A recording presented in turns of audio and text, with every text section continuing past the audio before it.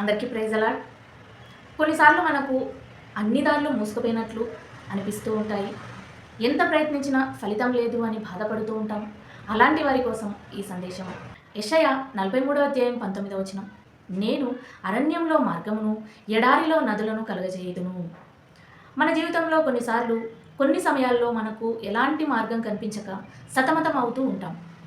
అలాంటప్పుడు ఇక ఏం చేయాలి, ఎలా చేయాలి, ఎప్పుడు నా సమస్యలు తీరుతాయి అనే ఆలోచన మన మనసులోకి వస్తాయి.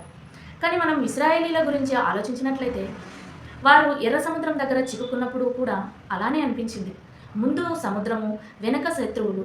వారి దృష్టికి మార్గమే కనిపించలేదు. అప్పుడు దేవుడు ఒక మార్గాన్ని సిద్ధం చేశాడు. ఎర్ర సముద్రంను చీల్చి వారికి దారిని కల్పించాడు.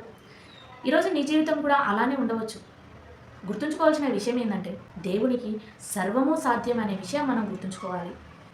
దేవుడు చూడని మార్గాలను కూడా చూడగలడు, తెరవని తలుపులను తెరవగలడు. విశ్వాసాన్ని కోల్పోవద్దు.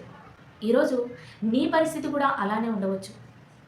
దేవుడు అద్భుతమైన మార్గాలను మీ జీవితంలో తెరువునుగాక. ఆమేన్.